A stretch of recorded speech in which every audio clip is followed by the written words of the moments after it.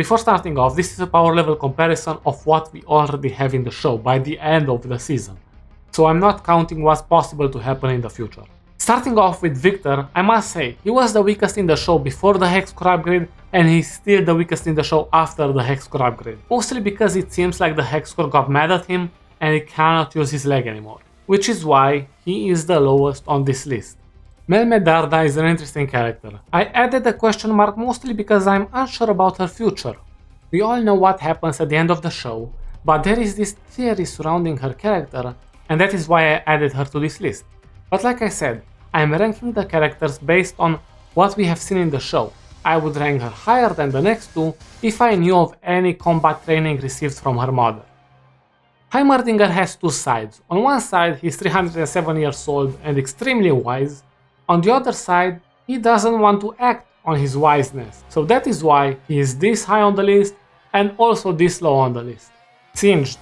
Similar to Heimerdinger, on one hand he's not as wise as him, but on the other hand, he acts, which makes him a dangerous opponent, and that is why I'm putting him this high on the list. Now we are getting into the stronger characters. Echo is extremely smart, and he is in a better physical condition than any of the previously mentioned characters. He is also using a bunch of gadgets which could prove useful in a fight, and here I'm talking about his hoverboard as well. Caitlyn is higher than Echo because she received military training to become an enforcer, but also not the average training considering her wealthy family, and she is also Master Marksman, rendering Echo's hoverboard kind of useless. Jace. I put him this high up because of his intelligence, and I will count that he is using his weapon. Caitlyn could potentially take him out with one bullet for sure. I counted her being able to shoot Echo while flying the hoverboard, so a standing target should be even easier. However, like I mentioned earlier, he isn't stupid, so he will be prepared for that, maybe by wearing armor or by using all the capabilities of the weapon. Vi. Remember how in the show she almost started a fight with Jace?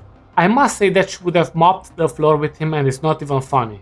I said that he is smart in the case of a fight with Caitlyn, however in this case, Vi with a better understanding of the gloves would be able to 1v1 Jace and Caitlyn. She has extremely good physical capabilities, she has far higher combat IQ than both of them combined, since she was in a bunch of street fights, and her gloves have a shield which can be generated whenever she wants to close the distance with the target.